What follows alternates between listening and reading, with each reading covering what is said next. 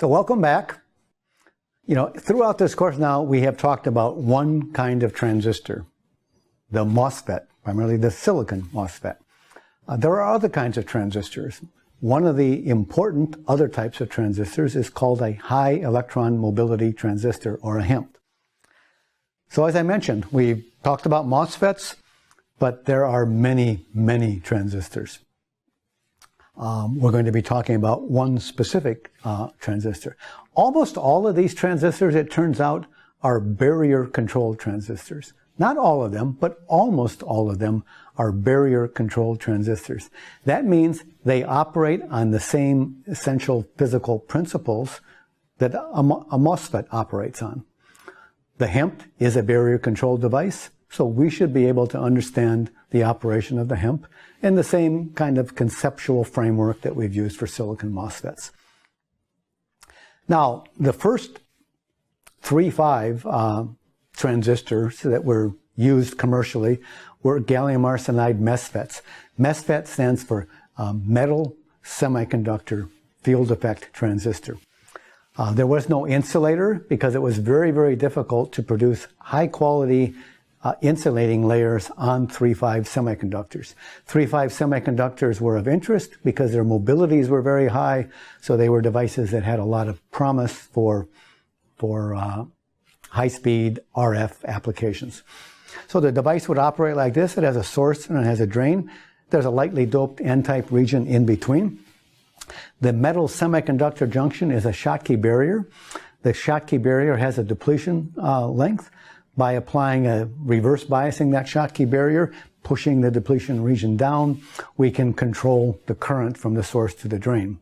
So this particular device I'm sketching here is a depletion mode device. It's normally on, and we deplete it to turn it off. So that was an important device. The attraction of gallium arsenide was the high electron mobility. Now the difficulty is that mobility drops as you increase the doping of a semiconductor. There is more scattering due to the ionized impurities that lowers the mobility. For high current or high transconductance in an RF device, we need both velocity or mobility and charge. So we need both of them, and that means that we don't get the enormously high mobilities of pure gallium arsenide. We get a lower mobility because we have to dope the channel to get the charge in there. I'll also point out that one of the undesirable features of this device is that because this is a Schottky barrier, we're limited in the voltages that we can apply. We can't apply too much of a forward bias or current would begin to flow. That's a limitation that came about because of the lack of availability of a suitable high-quality oxide like SiO2 that we had for silicon. Now, there was a remarkably powerful concept that was developed just before 1980. People discovered a way to get carriers in a semiconductor without doping the semiconductor. So let's say we have an intrinsic small bandgap semiconductor. And let's say that we have an heavily doped wide bandgap semiconductor, and we put these two together to form what we call a heterojunction.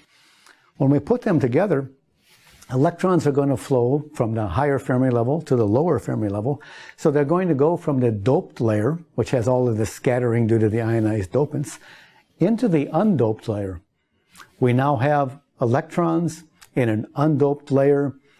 In principle, we don't have the scattering due to the ionized impurities because this is intrinsic undoped material. We should be able to get a high concentration of electrons and a high mobility. That's the high electron mobility part of the HEMT.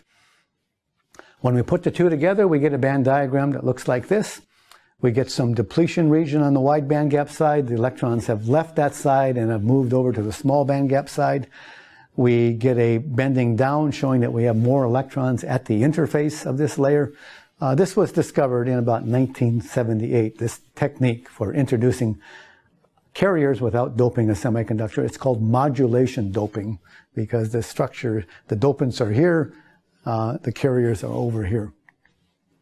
The electrons at this interface were called a 2D electron gas, high carrier density, and high mobility. Now, Although these devices frequently refer to the electrons here not as an inversion layer of electrons, but as a two-dimensional electron gas, the electrons in a MOSFET are in a two-dimensional electron gas because the potential well at the oxide silicon interface quantum mechanically confines them. So very similar to what we would see in a MOSFET. This is a more careful energy band diagram of that structure. Here's our N-doped, heavily wide bandgap layer where the electrons are. Here's our Schottky barrier that we put on the surface. There is some Schottky barrier height, and we have a depletion region between the metal semiconductor junctions. So there's a region near the surface that's depleted. The width of that region I'll call W surf. We also have a depletion region near the large bandgap, small bandgap side.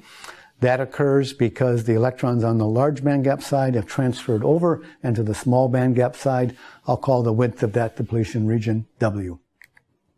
Okay. There is a band discontinuity here which holds the electrons on the small bandgap side and makes it difficult for them to get out, sort of like the discontinuity between the wide bandgap SiO2 and the smaller bandgap silicon in a MOSFET. Okay. And there is some band bending. That band bending leads to a surface potential. This would be a positive surface potential, just like bending the bands down in a P-type silicon MOSFET. Okay, now, when we're designing these, there are some things we have to be careful about. It's this two-dimensional electron gas in the gallium arsenide that is going to be the channel of our field effect transistor. That's what we want. If we're not careful, there will be an undepleted N-type region in the wide bandgap layer that will be in parallel with that high mobility layer in the smaller bandgap gallium arsenide. We don't want this layer there because it will degrade the performance of the device by having all of those low mobility electrons in parallel with high mobility electrons.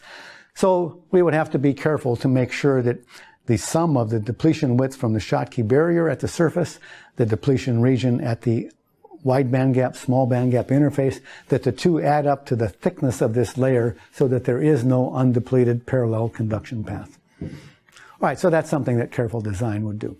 Now you'll see I'm labeling the thickness of this wide bandgap layer as T sub INS, like thickness of insulator. We're thinking of it sort of like the gate insulator of a MOSFET. You might ask, why do we need to dope it at all? We don't need to dope the SiO2 in a silicon MOSFET. Well, that's because the SiO2 has a very large bandgap. We can apply relatively large voltages, pull the bands down in the semiconductor, and create an inversion layer. The band gaps of these heterojunction pairs, the wide bandgap pair that goes with the smaller bandgap gallium arsenide, for example, are not nearly as wide as SiO2. So we don't have large enough barriers to be able to operate this as a true insulator and to be able to induce inversion layer charges simply by applying a large gate voltage. So we really do need to, because we don't have an insulator that's available, we have a wide bandgap semiconductor with a bandgap that isn't wide enough, we really need to dope that semiconductor layer. Okay, now let's talk a little bit about the electrons in the small bandgap layer that have high mobility. So one of the things that these layers are grown with sophisticated epitaxial techniques called molecular beam epitaxy or metal organic chemical vapor deposition, MOCVD.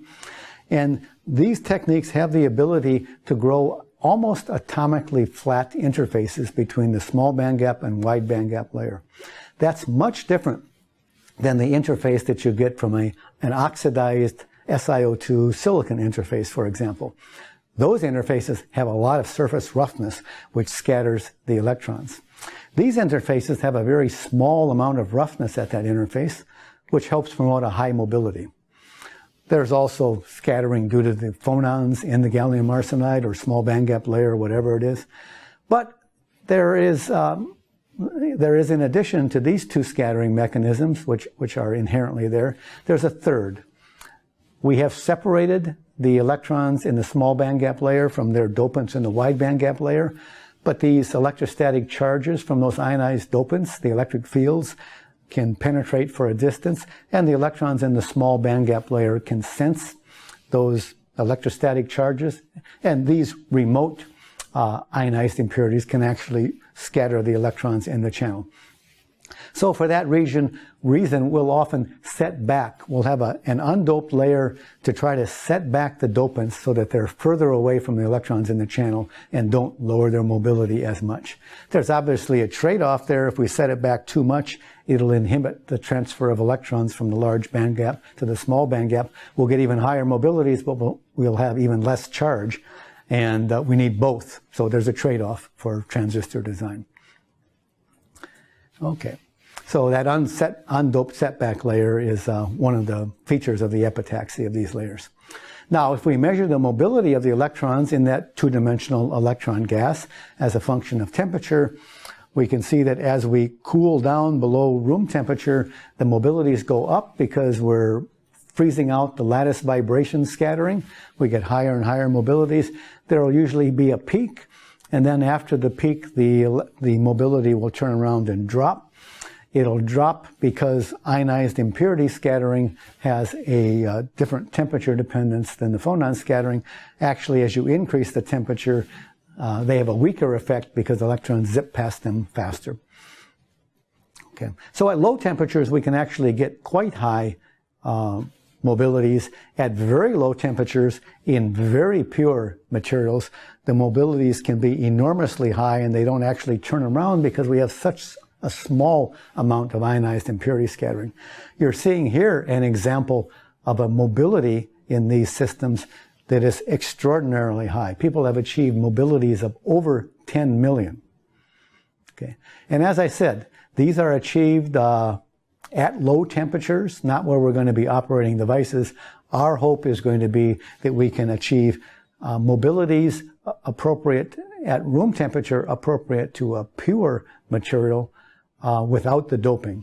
So that's on the order of 10,000 or so for these 3-5 materials. These are done in sophisticated molecular beam epitaxy or metal organic chemical vapor deposition systems. Here's an example of what one of those MBE systems looks like. This particular system has actually achieved a mobility now of more than 35 million for electrons at low temperatures. Okay, so this is an amazing example of a physical effect that was discovered in 1978 and has been very important in a lot of physics experiments. 2 years later, a practical application of this modulation doping was invented by Mimura et al. This is the high electron mobility transistor. So it was very quickly put to use.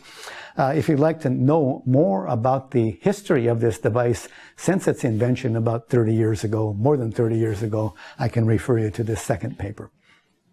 So the basic device structure as a transistor then looks something like this. We have a wide bandgap layer. We have an undoped small bandgap layer.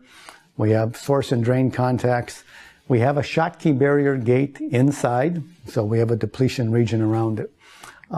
More commonly these days, instead of doping that wide bandgap layer, frequently what people will do is something called delta doping.